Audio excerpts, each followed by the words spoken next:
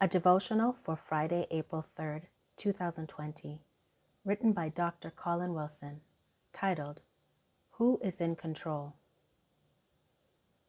Benjamin Franklin, one of the founding fathers of the United States, left us with these words, "I have lived a long time, sir, and the longer I live, the more convincing proofs I see of this, that God governs the affairs of men.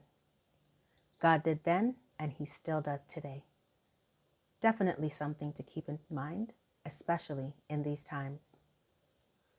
Who is really in control? As governments, organizations, and individuals across the world continue to work at containing the spread of the COVID-19 disease, mainstream media is dominated by news of the ongoing global impact of this disease. As we listen to and watch reports of the news reported, the rising death toll, the economic fallout, the loss of jobs, lockdowns, and the seeming senselessness of it all, it is evident that life as we know it has changed significantly in a relatively short period of time. In these rapidly evolving times, people of faith continue to declare that God is in control.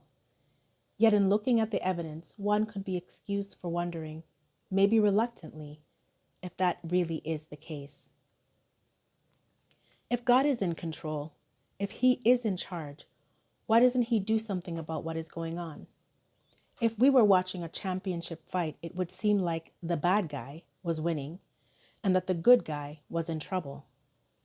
Just like it seemed that Satan had won as a bloodied and crucified Jesus hung on a cross over 2,000 years ago. However, that picture was not the end of the story. 3 days later, the appearance of the resurrected Christ proved his point all along.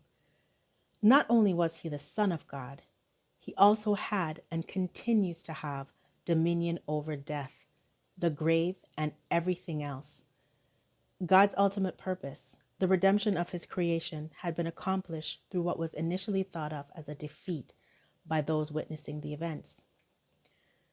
While it is true that Jesus spoke of Satan as the ruler of the world, John 12:31, and Paul referred to him as the prince of the power of the air, Ephesians 2:2, this does not mean that he rules the world completely.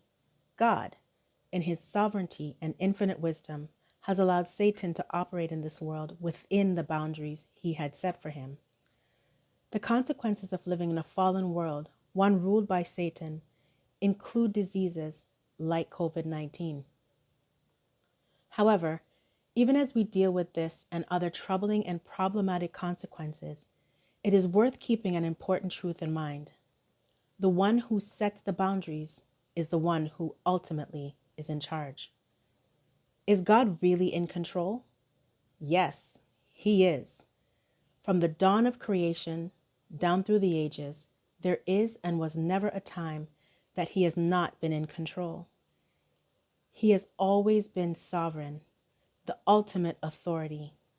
He does not stop to consult us, and he is not in the business of providing explanations for what he does or allows.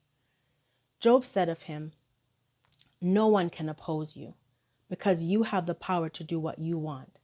Job 42:1-2. He can do that using whatever and whomever he chooses. As this pandemic runs its course, why doesn't he intervene? And as the world comes to its knees under the strain of the COVID-19, maybe he already has. Thomas Benton Brooks reminds us, the sovereignty of God is that golden scepter in his hand by which he will make all bow, either by his word or by his works, by his mercies or by his judgment. The only person capable of that kind of power, of making all bow, is the one in control. He is the God we serve. He is the one we worship. Definitely something to keep in mind. Have yourself a great week and stay safe.